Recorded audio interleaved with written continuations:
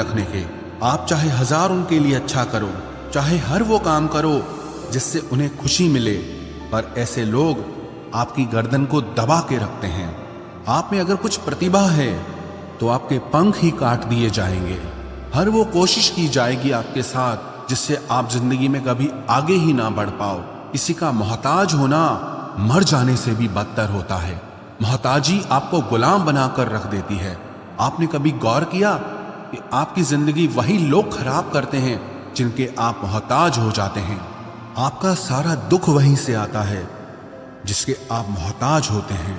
मोहताजी सिर्फ शरीर या काम की नहीं होती, सबसे बड़ी मोहताजी मन की होती है कि जिंदगी में कोई हमें चाहिए, हमें संभालने के लिए, नहीं तो हम खुश नहीं रह पाएंगे। अकेलापन लोगों से झेला नहीं जाता है।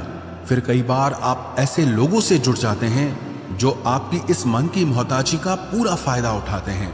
आप उनसे रिश्ता इसीलिए जोड़ते हैं ताकि आपकी जिंदगी में थोड़ी खुशी आए, पर वो लोग आपको खून के आंसू रुलाते हैं, आपकी पूरी जिंदगी नर्क बना देते हैं। याद रखना एक बात, माँ बाप के अलावा ऐसा दुनिया में आज तक कोई पैदा नहीं हुआ है कि आप जिसके मोहताज हों और वो आपका फायदा ना उठाए। इसीलिए जिंदगी में कभी भी खुद को किसी का मोहताज मत बनाना। श्रीमद् भगवत गीता का दूसरा उपदेश ये है कि जब भी जिंदगी में खुद को अकेला महसूस करो, तब इस सच्चाई को ठीक से समझ लेना कि आप दुनिया में अकेले ही आए थे और अकेले ही जाओगे।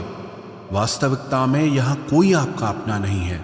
एक दिन तो जो माँ बाप हमें जन्म देते हैं वो भी हमें अकेला छोड़ के चले जाते हैं, तो औरों से तो उम्मीद ही क्या करना।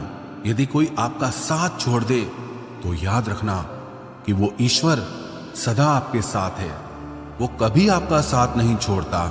गीता में श्री कृष्ण ने अर्जुन से कहा कि चाहे कोई मनुष्य मुझे माने या ना माने, लेकिन मैं इंसान का साथ कभी नहीं छोड़ता, क्योंकि ये सब मेरी ही संतानें हैं।